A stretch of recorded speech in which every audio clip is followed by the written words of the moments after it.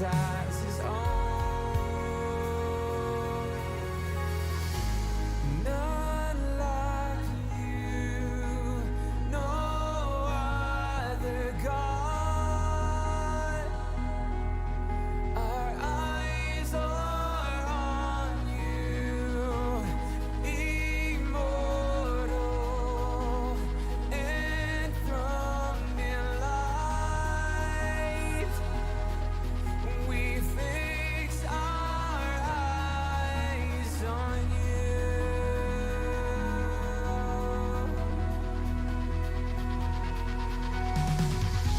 How gracious is your heart toward us.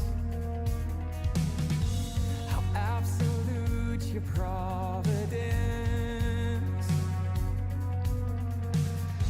How jealously you love and keep us under the shadow of your wings. None like you, no other God. Our eyes are on you, immortal, enthroned in light. We fix our eyes on you.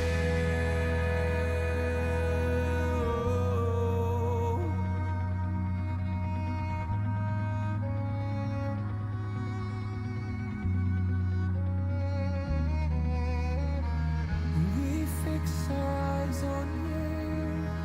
We fix our eyes on you.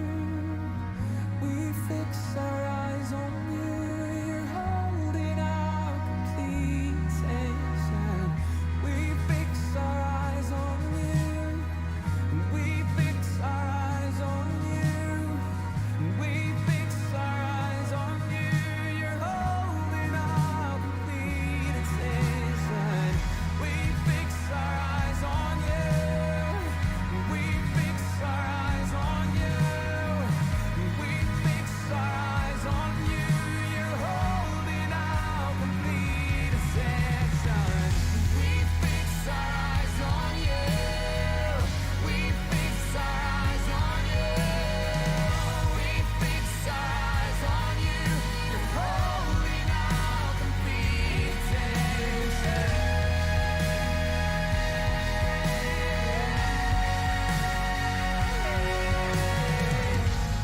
Not like you, no other God. Our eyes are on you, immortal. For those sitting around, we want to start in 5 minutes. If you can grab a seat. Oh, 2 minutes. We fix our eyes on you.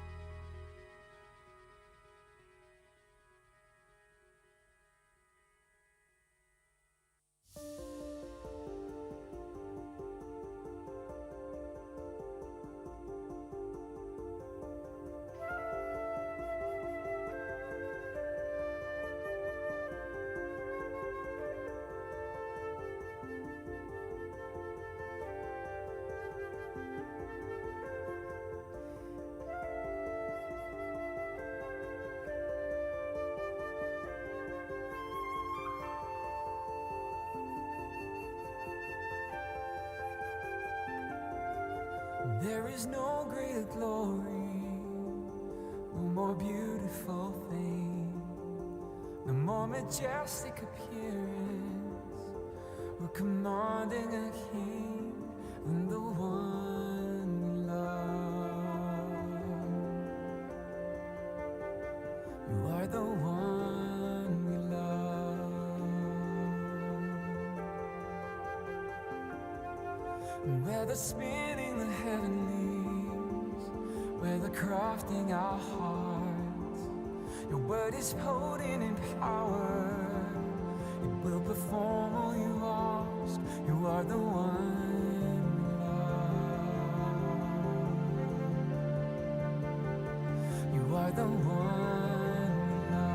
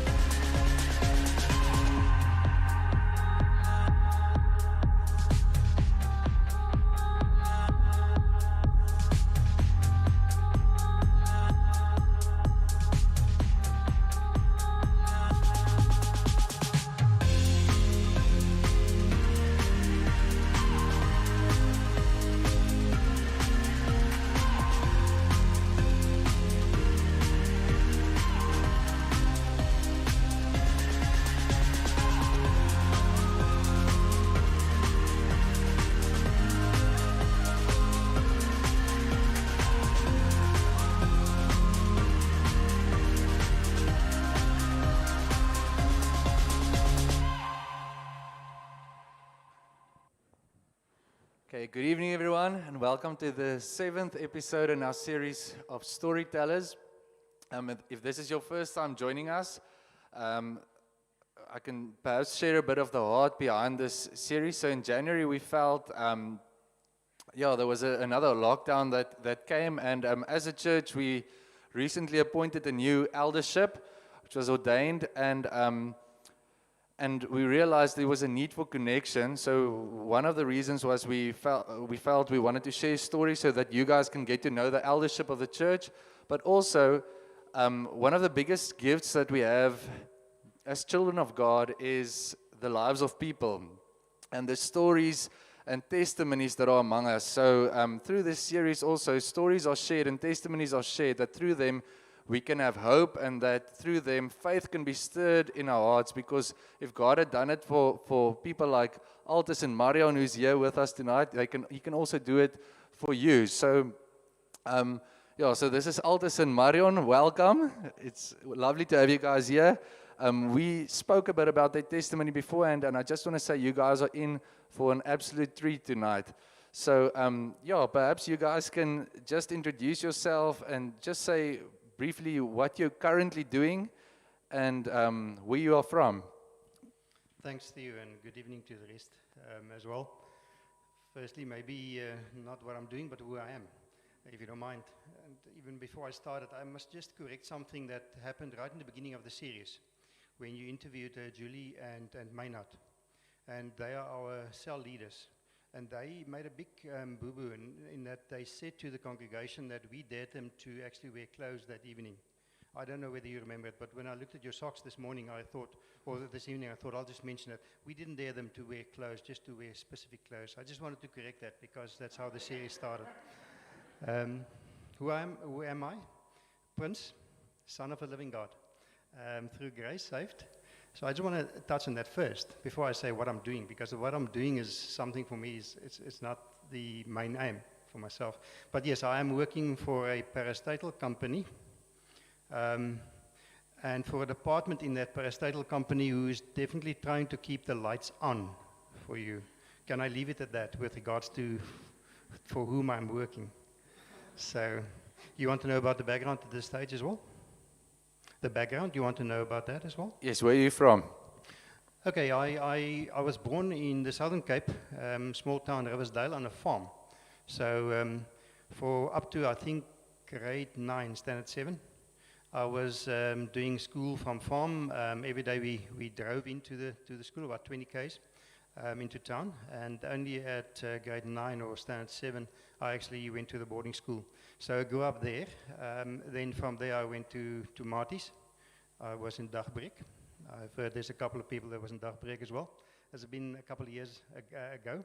Didn't finalize my studies at Dagbreek or at Stellenbosch because of a couple of reasons. And then had to go to the army very, very quickly. I had an opportunity to either pay back a bursary, which we didn't have the money for that, or to go to the army within 2 weeks. So I ended up in the army, and 2 weeks later I ended up in the police.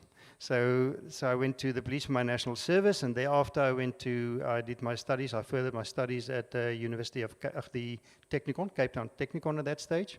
And then I started working with, with Eskom. Directly after that, I'm still working with Eskom currently. So something that I just noticed now when we watch this video again is that you really have a majestic moustache. I just want to compliment you on that. They always say that in Afrikaans there's a saying, "Daai ou het 'n regte polisiesnor," but I think it's fitting. It suits you well. So has it got anything to do with the fact that I mentioned that you don't have socks on? No, it's fine. No, I just like I envy that moustache. Thank you. It's really good. Marion, yourself. Yes, so I am not any longer a stay-at-home mom. I'm a housewife or stay-at-home wife. And I'm also a counseling facilitator as well as a counseling trainer. Yes, that's about it. So you mentioned you also homeschooled your 2 children, which is a full-time job, by the way. So I just want to say you can give yourself a lot of credit for that. They turned out quite well. So your maiden name, if I may ask? Martens. Okay. And where are you from originally, Marion? Well, I was born in one military hospital in Pretoria because my father was in the army his whole life. But immediately after that, we went to Kimberley, and I stayed there until age 8. And then my father was asked to come to Cape Town. And here I am, still. So apparently you left a big hole in Kimberley once you left. It's wonderful. We're so glad to have you in Cape Town. So, Altus, I'm going to get back to you. Tell me a bit more about your circumstances growing up. You said you were one. How many siblings were you? We were, I'm trying to Google now what siblings means, but we were 4 children. 4 children. I was the second son of 3 sons, and then the last one is a daughter. So my sister and younger brother are both now in Canada. My sister was a theatre sister at one stage. She did her studies as well down here. So maybe 1 or 2 of you guys might know her. Her husband is also a doctor, so they're in Canada for that. My younger brother and his wife, she's a doctor as well, so they're also there. And my older brother is in Limpopo. So I grew up as the second child. You ask a little bit wider than that. Interestingly enough, as I grew up, couldn't really position myself well. I never really fitted in somewhere. I was a very happy child. Thinking back now, I enjoyed myself, but to a great extent a loner. Always had very deep and interesting relations, but never fitting the norm. If I think back, and right through my younger life, till I actually met the Lord, I was in a position where it's abnormal relationships, but very good relationships, but always the outsider, even especially from a Christian point of view. My background was also a house where there was a lot of discipline. My parents were Christians. I can say that every Sunday we went to church all the way the 20 k's and the 20 k's back, which felt like going to Worcester nowadays, about the same. But that was about it. There was a lot of discipline. It was good. There was a lot of foundation also found in the church at the time, which was good. But I never experienced or got to know the Lord at the time. So even after directly after school as well, I caught myself that I was in leadership roles, but even in Christian leadership roles, without knowing the Lord, which is interesting now thinking back of it, because I'm trying to figure out were I just not open to understand that people challenged me about that, because being in leadership roles, at one stage I started doing what we call at the time from Stellenbosch missionary work, going out to evangelist work, going out to farms on Sunday mornings. But never at one stage one of the leaders actually asked me about that I can recall. So it was interesting. Even you've mentioned the moustache and you saw the police photo. Even in the police, I can remember I was the outsider.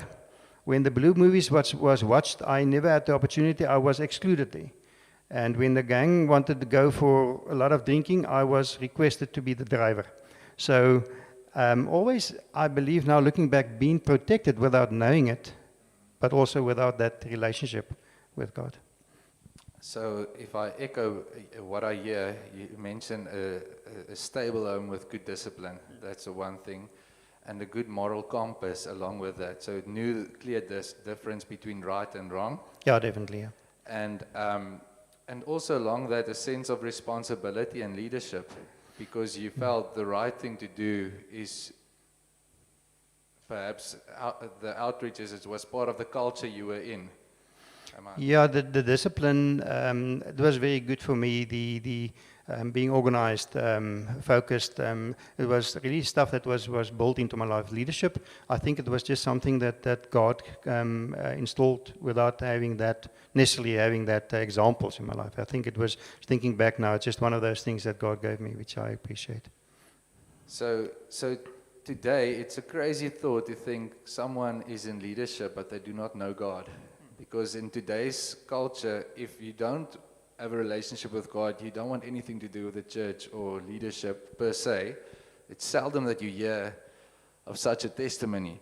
So could you elaborate on that? How did you realize that you did not have a relationship with the Lord and that you needed one? Yeah, it was a bit of an eye-opener. At that stage, I didn't know Marion at all. At that stage, I was about 24, 25. And I had a relationship with a lady I was actually going to get engaged with her at the time. And I was in a youth group in a church in Melkbos. And one day, I can't remember whether we were on a camp or not, but the lady had an encounter with God. And she had it because God used me to speak to her about him. And after that happened, I discovered, but wow, this was bigger than me. It wasn't me. So I was just amazed with that God used me, although I didn't, it wasn't from me. And I think it was the same weekend or just a weekend after that, I discovered that one of the guys in the youth group actually had something I don't have, and that was a relationship. I never understood that differentiation between the religion and the relationship. And the penny only dropped. And when I discovered that, it was the day that I said to the Lord, I want this as well. I want to have a relationship with you. And I gave my Lord to him, my heart to the Lord. So it was through a youth group, through one of the specific guys who just lived his relationship in his normal way of doing things. And you remember the night that happened or the day that happened? Not that clear. I can remember it was, I remember it was at Melkbos, and I can remember the youth group was together, but I can't even remember exactly where it was. But I can just definitely remember that was my turning point where I said to the Lord, this is it, I'm not going to be the same anymore. I want you to be my leader going forward. So if you speak of religion to relationship, what changed? And it might not be dramatic morally, because you said you had quite a good moral compass, but what happened in your daily disciplines, or how did you perceive the Lord? What is the difference? Again, you must appreciate now it's been a couple of years ago. So, but no, I understand the question. Theo, it's not that I've experienced, and that I can remember that there was that definite change. I can just recall that suddenly it was not me doing things to be a Christian anymore, but it was me following and seeking God with regards to my life ahead of me, and my desire at that stage to get to know him better. So it was a subtle change. It wasn't something else that, I saw this happened and it changed my life dramatically immediately. And through the same disciplines, you heard God speak through the same environment, but you realized what it was about, or It was just the fact that there was somebody who actually had a relationship, and I discovered I didn't have it. It was so clear for me that his name was Paul, and we still know one another now. And Paul lived a relationship in his normal day-to-day, and he wasn't pushing Christianity, and he was part of our team, from our group for a long time. And I just discovered, wow, this guy's got something else, and I needed it. So that's why I opened my heart and asked the Lord to fill it. it's wonderful. And it's at this stage that you also joined a mission. You started partaking in missions that you mentioned. Yeah, the first thing that happened is Paul was also part of the street work, or we call it straatwerk at that stage. Pietie Victor, some of you guys may know it. The straatwerk is still busy doing it after all these years. It's an evangelism group doing evangelism in the streets of Cape Town over weekends. They've got a lot of other branches as well at that stage. That was the prime focus. So I immediately joined them, and that's where I will say, where my foundation was thrown with regards to Christianity. So there was that, and then we can touch on that later as well. But soon after that as well, yes, the two of us met one another. I want to get to that later. Yes. And we started going on to missionary trips as well, yeah. So before I get to Marion, because I know your stories overlap here, but Yes. perhaps if you can just tell us, what did you do with straatwerk? Like, what was a normative weekend when you guys went out? How did you equip yourself? What did you do? What were some of the experiences you had? Sure, there's a lot. The equipped, we did have a bit of training beforehand, but the equipment came night per night. So we were working. I wasn't full time, so I was just joining as a part-time worker, and the part-time workers were working, especially Friday nights and Saturday nights, from about 11 o'clock till 2:30, 3:30 in the mornings, depending on whether it's a Friday or a Saturday. And the idea was to speak to young people in the streets. If you were lucky, you had an opportunity, or if it was, that was to be of 3 to 5 minutes, maybe at the most, to actually spread the gospel and explain the gospel to somebody. But it was also a time of excellent opportunities, because we were working with such a wide variety of people. And I, thinking about it now, you're standing in front of a Jew or a Satanist or a New Age, somebody from a New Age person, depending on what nightclub area you were working in, or a transvestite, or a prostitute, or it was just amazing, or a pastor's child. No, it must have been a Dominie's child, maybe not a pastor's child, but Oh, they're definitely saints. The pastor's children, they all have halos. And everybody believed that they can go wherever they want and God will be with them. So it was an opportunity to really have a very short moment of impacting and seeking a breach, and it's something of who I am, and that's a breach builder. So breach builder, but also maybe just who I am, something that God built into me. Another thing is the gift of love in a one-on-one relationship, something that doesn't come out normally if we engage, but if I'm busy speaking to you about God, then God gives me a love that doesn't come, it just comes from Him. And that I experienced for the first time in that relationship, speaking to somebody that you're never going to see again for that 5 minutes. We also had an opportunity then in the different branches of Storytellers. Can I maybe just comment Yep. on that? It's just interesting. Sometimes people battle to engage in the work of God or the Great Commission because they think, I do not have a heart for it. But it's amazing how the Lord gives you a heart as you engage with people. He gives you compassion as you engage with the broken, with the lost, so I just wanted to comment on that. Sorry. Yeah, definitely. I'm coming from a farm, real boertjie at that stage still. And to stand in front of a transvestite, to discover it's a man and not a woman after, 5 minutes for the first time, But then to realize that, wow, God gives me love for this person. It was just such an eye-opener to get to know the God that I served at the time, that He can do that. And it's not within me, that He just brings it to the front, yeah. Can't help but think there might be some other people who are also surprised after 10 minutes to realize it's a man or a woman. But anyway, I don't want to elaborate too much on that. Marion, so you grew up in you said Pretoria, Kimberley, Cape Town. Your household, you mentioned your dad was in the army. Can you tell us a bit more about what it was like in a day in your house growing up? Yes, I would say it's more or less the same kind of household as Altus, with regard to discipline, normality, the average kind of Afrikaans-speaking household. I had two brothers, or I still have them.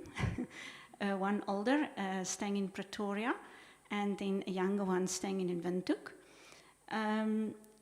Yes, I would say, because my father was in the army, in that time, it was like in the beginning of the 70s. My father was away a lot. He was on, either away with a course, or he was in the border, or in Angola, or that things. That course that my father wasn't present for the first 7-8 years of my life a lot. Then my mother, she grew up with a very negative and bad life, childhood.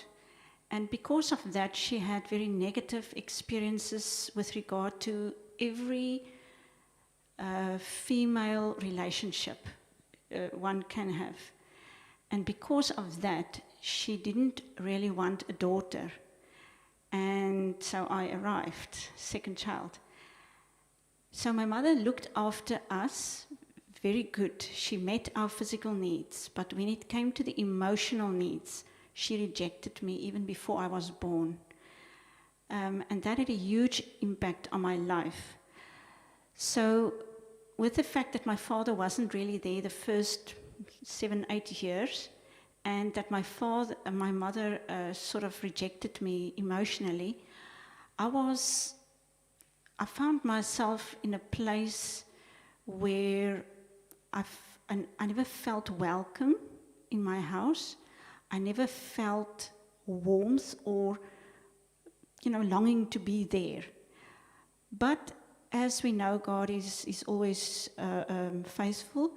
And my mother bought me books to read, storybooks. And amongst them were also books with a lot of short stories about missionaries and, that kind of Christian stories. Yeah. And I read a lot when I was very young.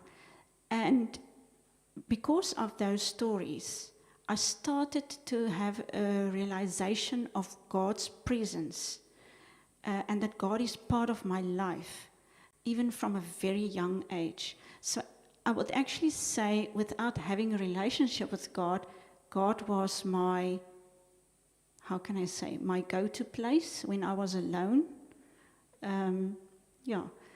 So that was like my life. So you had an awareness of Him at a young age? Yes. Yeah, and I know you mentioned later, as we spoke, you also mentioned, this is in hindsight, but how the Lord came and restored, which we'll get to later, which is amazing. So you said an awareness of God. How did you realize that you needed a relationship with Him, and how did that happen?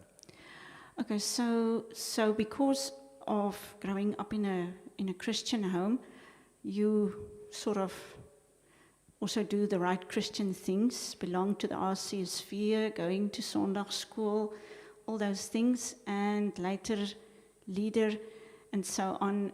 But even through that, God was faithful in the sense that when I was about 9 years old, the pastor's wife was my Sondagsskooljuffrou, and she really told us about what Jesus came to do and God, and God, that was where He planted the seed in my heart through Sondagsskool. And then also one December we went to Eilenkralsmond, and there was, I think like as today still, a strandienspan.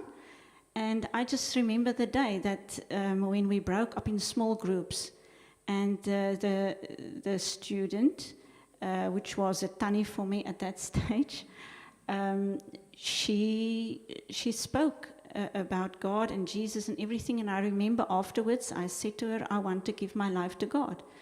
And I did that at that age. So yeah, I came to salvation at a young age. But This was at age? 10, 10, yeah, okay. yeah. But then from there on, yeah, I was this good Christian girl doing all the right things, but still in my emotions very alone, and always seeing myself as not welcome, cannot be able to be loved or lovable at all. And I remember one day telling my high school Afrikaans teacher, we had a bit a closer relationship than the normal, student or pupil-teacher relationship. And I remember the one day I told her, I feel the whole time as if I am amongst a lot of people. All of them are black dots, and I'm a red dot. So even though I am between people, I am alone. Even though there's a lot of people around me, I'm amongst people, I am not with them. Sure. Thing of identity and belonging. Yeah, so I just want to take a step back. For the English folk with us, Sondagsskool is Sunday school.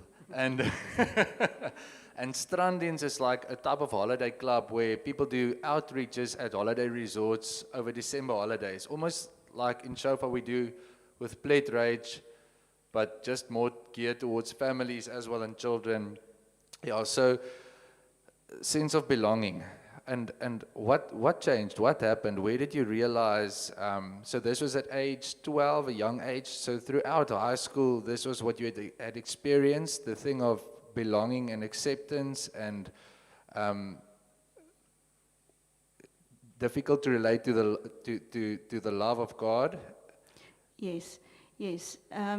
Especially, it's actually funny. I read the children's Bible a lot when I was young, like over and over and over, with all the pictures and so on. And for some reason, I believed that Jesus was a very strict person, because they always drew him in the pictures as not somebody smiling. So for me, Jesus was always like expecting me to be perfect. Sure. And I just couldn't relate to Jesus at all. But yes, so when I finished school, I didn't know what to do, what I wanted to study at that stage. So I took a break for 2 years, and I went to work at Old Mutual in Pinelands. And I also moved out of my parents' house, stayed there in the hostel with a lot of other young people also working at Old Mutual. And I remember that time, that was an interesting time of my life, because now suddenly I could decide for myself. And then I ended up being part of a group of young people, and we went out every night, not only weekends, every night of the week, to nightclubs and, doing interesting things, wrong things. But the Lord protected me through all of that, even though I was part of this group that was drunk every night. I never drank, but I was part of this group. So my moral compass was a bit out at that stage. But there was another guy also staying in the hostel, and he had a wonderful relationship with God. And I remember the one evening as I was just wanting to go out of the front door of the hostel, he was just passing by, and he always had a very friendly face.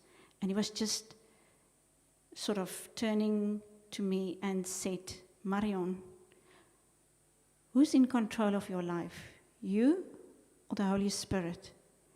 And it was like somebody throwing me with a bucket of ice water. Because I knew the answer was, I am in control. Even though I am a child of God, even though I'm doing the right things and not doing the wrong things, even though I am with, part of a group of friends doing the wrong things, God wasn't in control. God was on my bicycle, but he was just the passenger. Up until that stage, I was still in control of where this bicycle was going. And that night, I realized I am not where I think I am. And I had to make a decision. And through the grace of God, I decided this is it. And one of the first things that God asked me to test me because of how to test this decision was to give up that group of friends. And I did that. At first it was difficult, but I did it. And God rewarded me with many, many precious friends after that. Sure, it's a very special. Thanks for sharing, Marion. And it was also during this time that. Let me first ask this, perhaps. What else? So the group of friends changed. Where did you find family and support in the Lord at that time, or was it a bit of a lonely journey still? No. Well, maybe for a few months. I would say for 6 months, I had to get to a discipline of letting God be in control, let Him decide about my time, my friends, my words, my thoughts, my everything. But then, soon after that, I saw an advert of a straatwerk, street work in Cape Town, still looking for some part-time volunteers. And I just knew at that moment, this is what I must do. And so I went for the 1 weekend training, and then I was, like Altus, I was a part-time street worker, and that's also where I met him. Yeah. It's awesome. Perhaps you can just share what was some of your best experiences with straatwerk, if you can. I need to chip in just Okay. for a moment, because we should not forget about this. That I have met my wife in Loop Street in the middle of the night in Cape Town when I was a street worker. So, and I was blessed since then. It's great. It's a good testimony. Maybe some guys should go and do straatwerk. We'll sort them out. Yeah, well, I must say, he doesn't have his facts quite right. We met in the coffee room, or whatever you want to call it. Our light up. Yeah, our light hub, as Shofar is going to get his own light hub.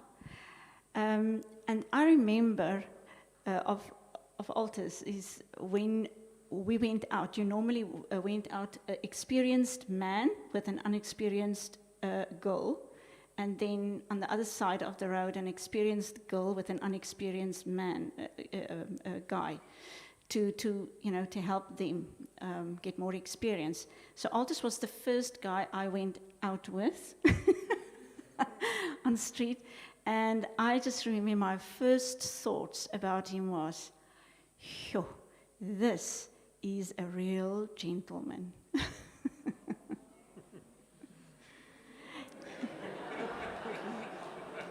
The lights are very hot. Yeah, but anyway, you ask about some other experiences. This wasn't the only experience in Straatwerk. So yes, as Altus said, we had a lot of people, different people from different walks of life, young people that we met there in the evenings, and you only have it's almost like a smash and grab. you know, you just say, whoa, can I talk to you? And then you share with them if they are willing. But we also reached out to the prostitutes on the Taiwanese fishing ships in the harbor on some Saturday mornings. And I tell you, that made a permanent impression on me. Because the moment apart from that ships, if you talk about filthy, with regards to all your senses, that's it. And when you get onto that ship and you walk through the ship to the lower parts where the cabins is, you walk past places where they burn incense for Buddha and so on. So the spiritual battle you can feel is there. But the Lord protected us always, and then you go and you talk to that girl, and she's sitting there in a place not bigger than this couch. And that is where she lives. And that is where she gives herself to whoever wants her. And to talk to her in that circumstances, it was, you couldn't do that on your own. It was like you are really just in the hands of God.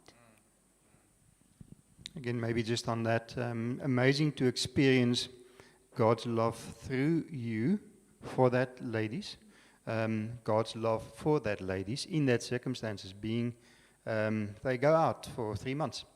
They can't even speak the language of the people that they're with. But it's just to get some income for the children at home, perhaps. But the love of God was just amazing to experience that for different people. As you share now, Marion, I just realized you spent 2 years going out to various clubs. Did you minister at some of the clubs that you used to go to? No, we always went to the Afrikaans clubs, which is in the northern suburbs. That's now in my 2 years that I went to the nightclubs myself. But with Straatwerk, we always went to the Cape Town and Sea Point nightclubs, which was more English and completely different than the northern suburbs nightclubs. Okay, which is interesting. Sure. It's a pity I could have met her earlier. Yeah. It's brilliant. So for both of you, early in your journey with the Lord, after meeting Him, you were involved with and felt a sense of getting involved in the ministry of Jesus, the mission of Jesus, which is to make Him known, to see others meeting Him and getting and knowing Him. How did that lay foundations and shape your relationship with the Lord? Okay, so yes, looking back today, I know I'm not an evangelist if it comes to giftings, because that is what you have to be when you do straatwerk. It's like, talk, give it 5 minutes. But it gave me a sound foundation to knowing what is the difference, knowing what is the message I've got to share, knowing that I have a message and sharing it night after night after night in different kind of, with different kind of people with different kind of beliefs or belief systems. And to be ready and to give it to them with love. And as Altus mentioned also, that thing of, it doesn't matter who stand before you and the way they look or smell, I can tell you that. It doesn't matter, you just get a love for them. But then also, apart from straatwerk in that same times, okay, I must just say after the 2 years at Pinelands, I went to Teachers College in Wellington. So still weekends, I ministered or was a part-time worker at street work. But then also in holidays, we went on outreaches with Operation Mobilization, which is a worldwide missions organization. And I remember the first time we went to Gazankulu, which is a refugee camp for Mozambicans just this side of the Kruger National Park. It was now in the beginning of the 90s. And I remember, now at that stage, without knowing it, I was suffering from depression. And I was a child of God, and I was following God, and I was growing in God, but still haven't had a personal encounter with God. And I remember in my state of being depressed, but on this mission trip, I was also busy working through the book, The Father Heart of God of Floyd McClung. And I remember I was sitting there in this African setup with the African huts and the drums playing every evening, and you can feel the spiritual warfare and everything. But in the afternoons, we had siesta time, since it's getting so warm there. And I remember the one day I was sitting there, didn't want to sleep, and I was continuing in this book, The Father Heart of God. And there, the author said that God is so, can I say, in touch with each one of us, that when a baby starts to roll and starts to crawl and touches different surfaces, if that baby touches, say, one of these chairs standing here that is plastic, God knows and see that that child is registering that that is smooth. And then the next thing, the child is touching a wall which is a bit more rough. And he's registering that, and he's delighting in that. I mean, not even a father and a mother, a loving father and mother, can detect that, can know that. But God knows when you have learned of different surfaces and everything. And at that moment, I just had an encounter with God the Father, and I just realized He's my real Father. And I just realized He's alive. Oh, it's amazing to me. I'm just reminded of something that I heard before, that God, there's truth, and Jesus came and He showed us the truth, but truth can be an objective fact to many of us. They can know God wants to be their Father, but it's something else to experience it. It is also a subjective experience, and we can ask God for experience and an encounter. That is something that He desires, not only desires, but that He loves. He wants to reveal Himself to us. So, yeah, that's wonderful. So through mission, you experienced God as well, and you encountered God through that. Yeah, sorry, let me just share another small story also. The next year after that, we went to Mozambique itself. Still, I was suffering from depression, but I was sort of even deeper into the hole or the pit. And so I decided, going on that missions trip to Mozambique, that I don't want to speak to the people because I've got nothing to say to them. I don't want to do the children's ministry or the adult ministry or nothing. I just want to be on the building team because that I can do that. So as I was busy, one day we had to go to the Limpopo River, and we had to get some sand, and then we had to make bricks, and then we also had to dig in that very hard clay soil. We had to dig very deep holes for refuge and that kind of stuff, because there's not really an infrastructure at that stage. And I remember the one siesta time, I decided I don't want to go and sleep. Now you must remember, at that stage, everything was like dead inside of me. Everything was like grey. I couldn't even speak to God in the mornings. When we all had this time, your quiet time, I couldn't say anything to God. I didn't have the words. I just wrote down questions, that's all. And I remember this one day when it was siesta time, and I decided to go on with this big hole, 2 by 2 by 2, if I stand, you will see I'm not 2, I'm 1.5. So the hole was very deep for me.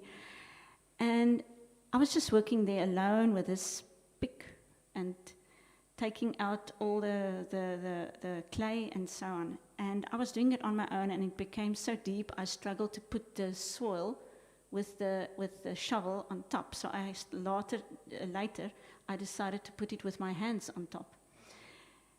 And the next moment when I got up to put it with my hands on top, the hole was surrounded with small Mozambican children, and they are like not fed well, so they're either very tiny or they've got this huge stomachs, and their clothes doesn't fit them and everything. But they, and I couldn't speak their language, they were just standing there, and they holding their hands like that for me to put the soil in their hands so that they can take it to the bigger heap. And the next round, they were all holding these small little T-shirts, holding like that so I can put it on that. And when that happened, it was as if God said to me, even though you are where you are, I see you. He said that through the children. I care about you. I'm here to help you. Don't worry. Sure. It's special. It's amazing to me. So often when I speak to my wife, she always said, but she, at university, she wished that her whole life could be like a mission, which is what we experience probably more so now, but where there's something that happens when we put out faith to go, or where we put out faith to partner with the Spirit of God. Not just when we, and it's not that it doesn't happen in our day-to-day life, but we are more aware of it, I think, when we go, or when we intentionally pursue that. So it's just listening to your stories. It's wonderful how God laid foundations in your lives through the thing of missions. And Altus, is there anything that you want to elaborate? Perhaps also share a story or two. I know it's something that you still carry dearly in your heart today, is your relationships that you do have with various missionaries and people that you've walked the road with over the years. Yeah, maybe if I may just link onto the intentionally pursue that you mentioned. Something that God has taught me, and He's still teaching me about it. My wife reminds me every now and then anyway. Seek ye first the kingdom of God. You will be able to say the rest of that verse in English. But intentionally pursue. It's so great to look back now and think back of all the different spiritual milestones where I got to a point of intentionally pursuing His will.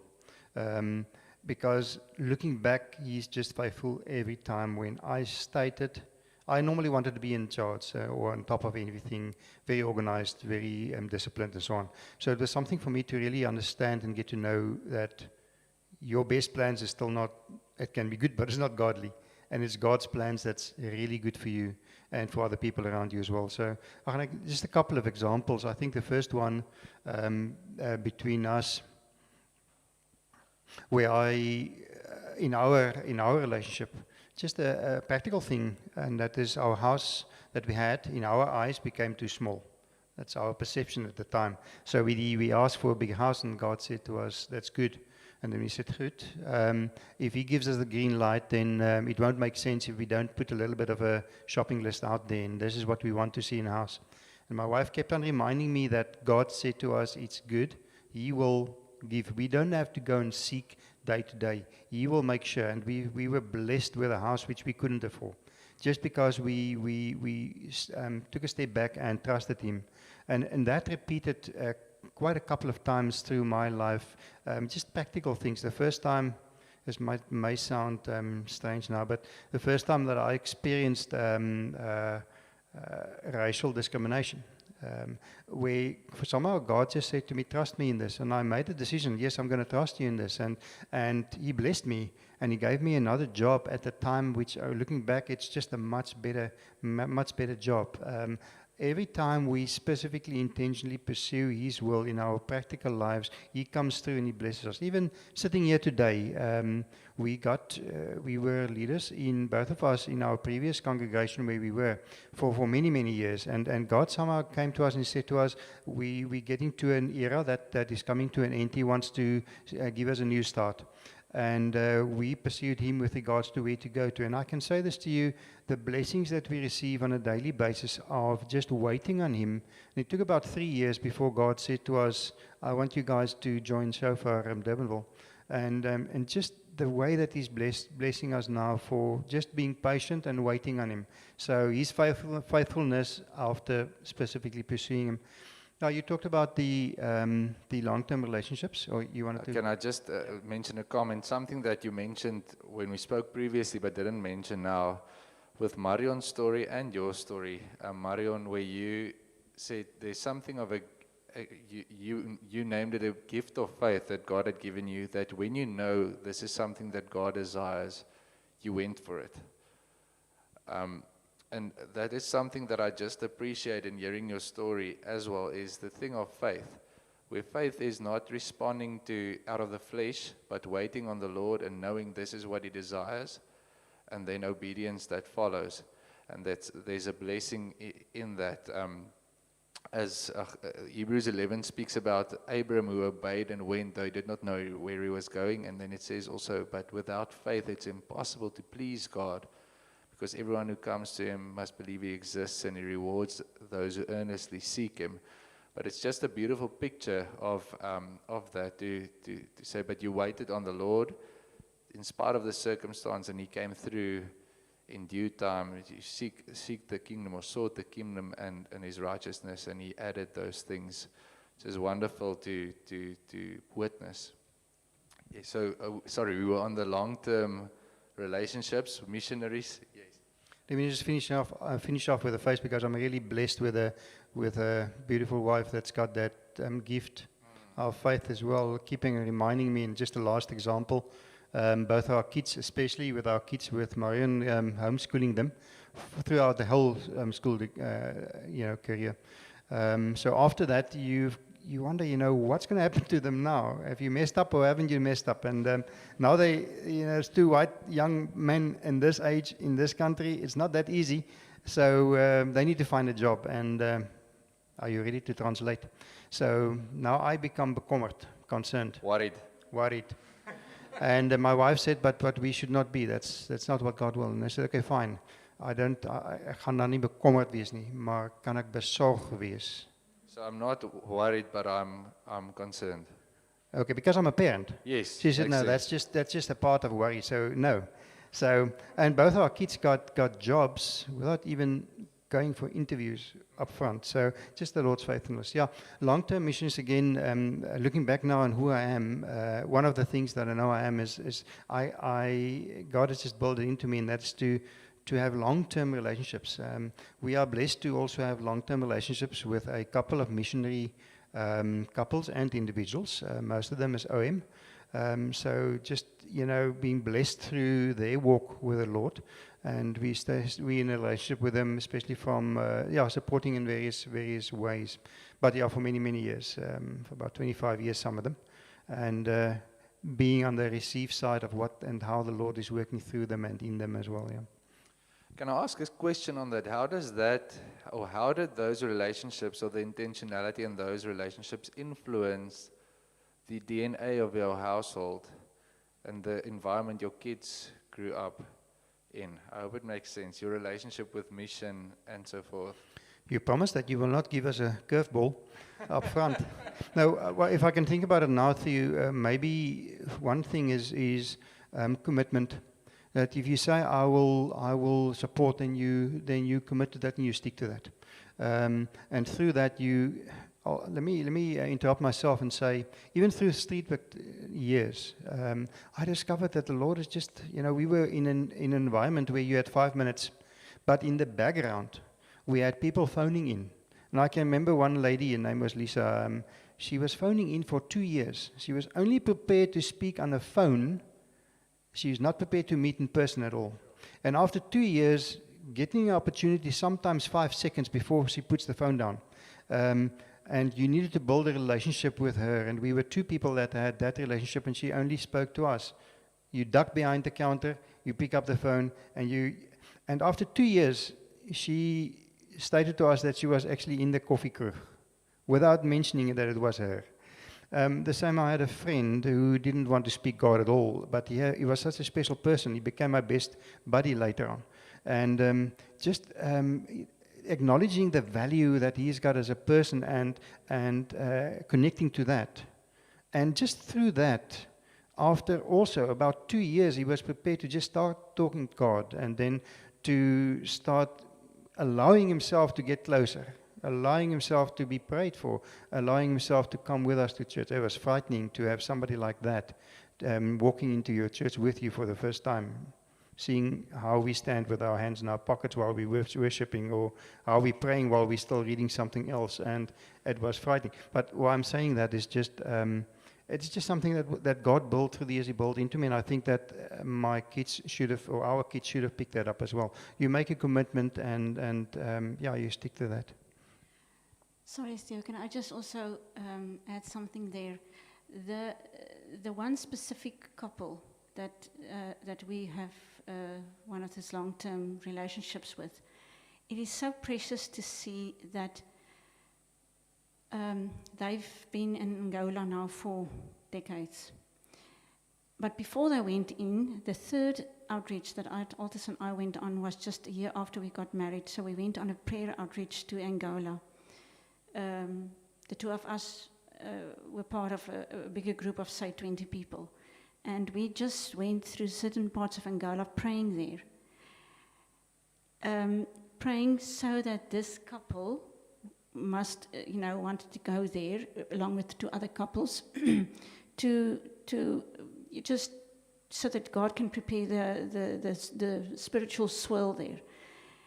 And it is so wonderful for us now to see what God has done since then. So I can just tell you how upbuilding it is for our faith, being in such a long-time relationship with the missionaries, because one often is used to people that are in the missions field. It's a struggle, and after 5 years they either come out and are replaced with somebody else or whatever. We are in a very privileged situation to see that God has established something in that country and how He is upholding it. Yeah, praise the Lord, and it's part of your inheritance because you also prayed for it, and you partner in which is very special. That's wonderful. I'm going to move on for now. In your walk with the Lord, Altus, something that you hadn't mentioned now that I just think about is you questioned a lot of things because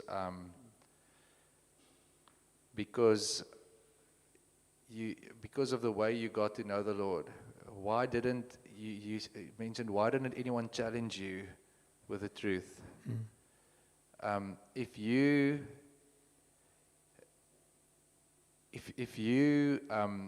If there was someone who did not have a relationship with the Lord today, what would you want to challenge them on? Perhaps that's a good question. If they were in your shoes, I hope it makes sense. Well, I think what's important for me is, and I've learned that through the 2 courses that I've done last year in the Go groups, 2 excellent, Rooted in Love and Circles of Grace was just excellent for me. And one of the things that I was taught is to be honest with yourself so that you can be honest with God.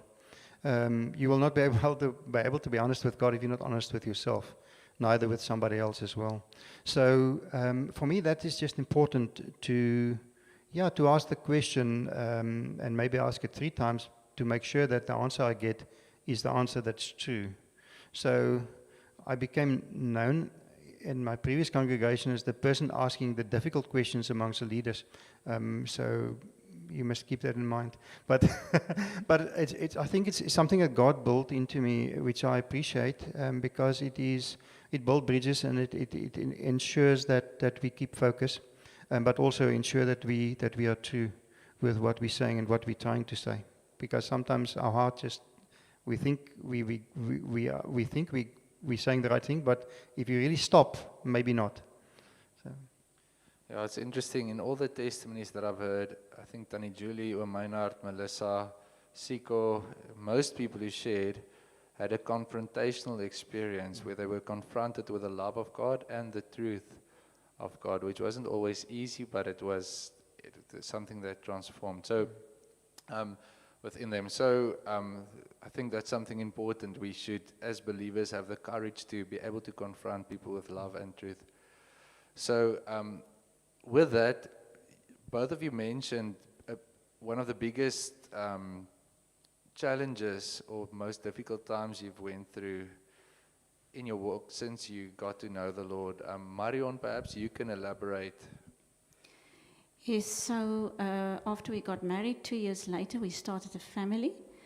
And then after the first one was born, I got postnatal depression to such a point that I didn't want to live anymore. And I had to be hospitalized and put on antidepressants and anxiety medicine, etc., etc. And so then I got back on my feet, sort of, after that. And then just less than 2 years later, the second one arrived.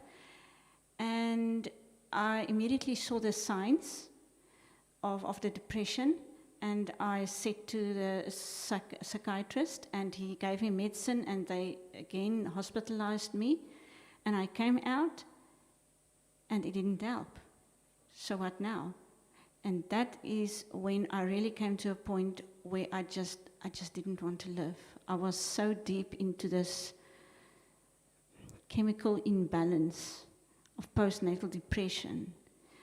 And I remember that the day that I just shut down, everybody around me wanted to make decisions. They wanted to send me for shock therapy and I don't know what else. And they were all around me, but at one stage, as I was just lying there in the bed, they all went out, and it was quiet in the room.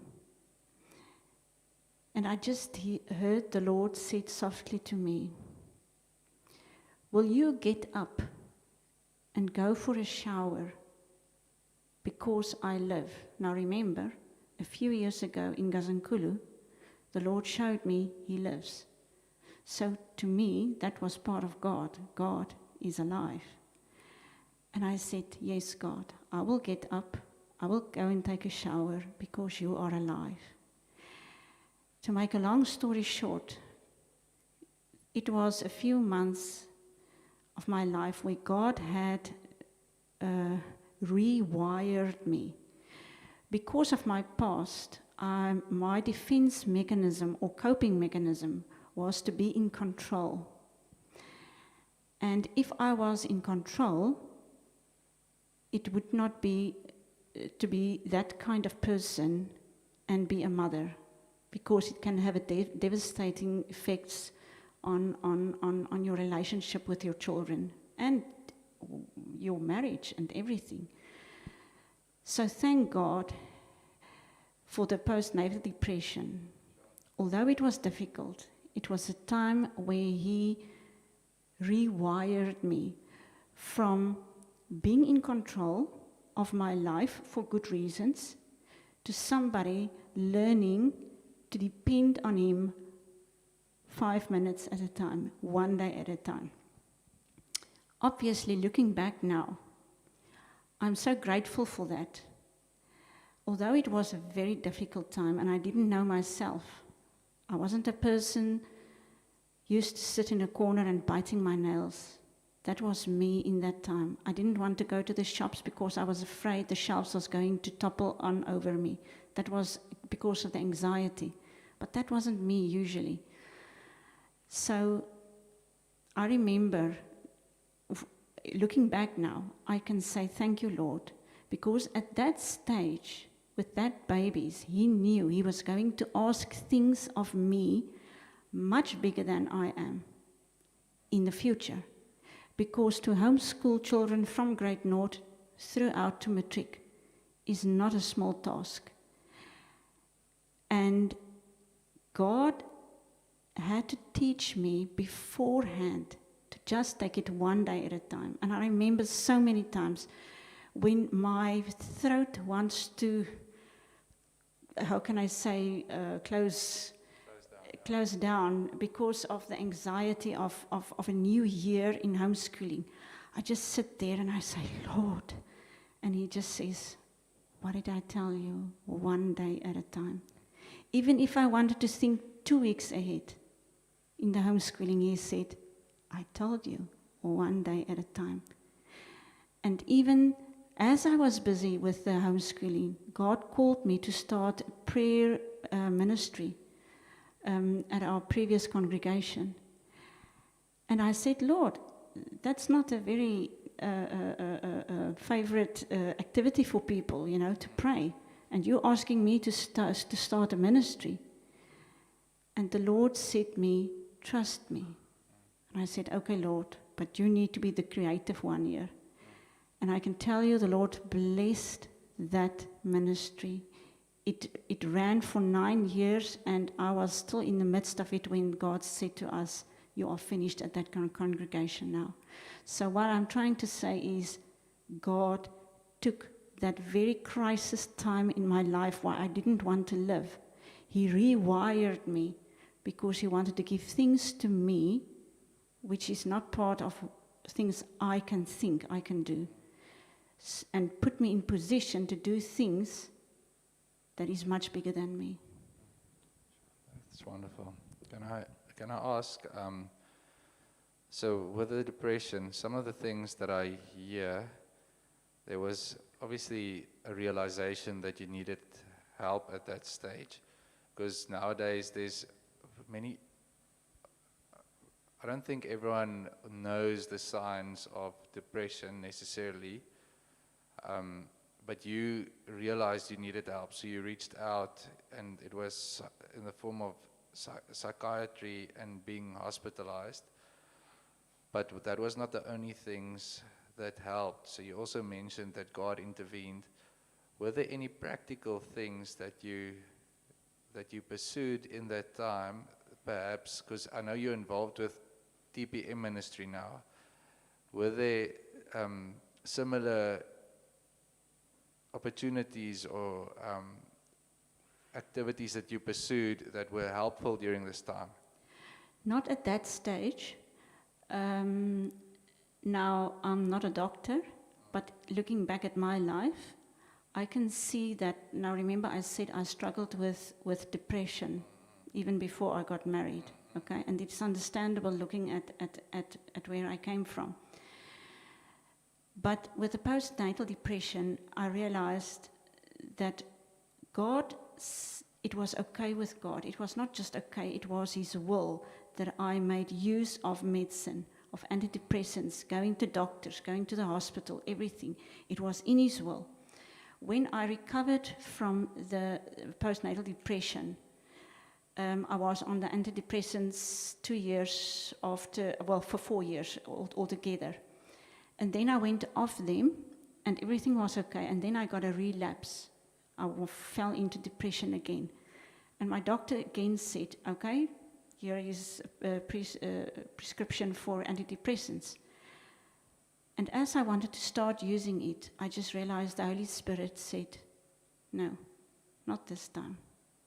This time I want you to trust me. And I trusted God. And God healed me from depression completely. And part of that journey was trusting Him. It was difficult. Part of it was living one day at a time. But also part of it was years later, I was part of a homeschooling mum group for socializing for the kids. And the women were talking about theophostics. And I just experienced, the Lord said, I want you to go for theophostics. Now, theophostics is known now as Transformation Prayer Ministry, or in short, TPM. And I went there, and it's through TPM, which is TPM is a counseling ministry But the difference between TPM and some other counseling ministries is that in TPM, there is not a human being doing the counseling.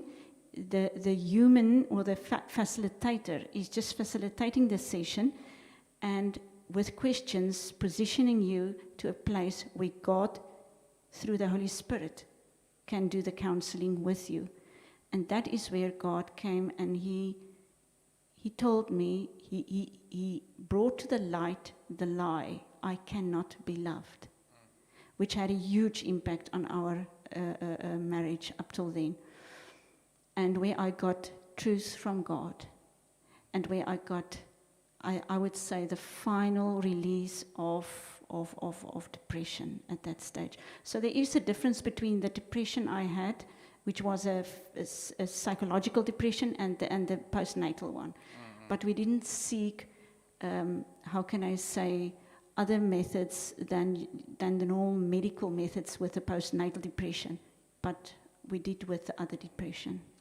Yeah, I think it's wonderful. My father-in-law, he's also a minister, but he always says, medicine, it's a gift from God. Like all other technology, some people, they say they'll drive with cars and everything and use computers, but they don't want to use medicine.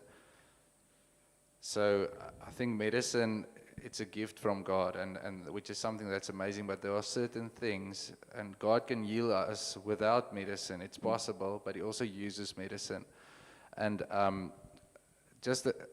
something that's wonderful is just that the truth of God, having an encounter with the truth and love of God also brings healing and restoration in our lives. That is massive. So, yeah, thanks also for sharing that. So, with that, you're mentioning the TPM now. You also facilitate, and it's something that you do today. So you perhaps you can tell us a bit more how you experience purpose or in it and through it.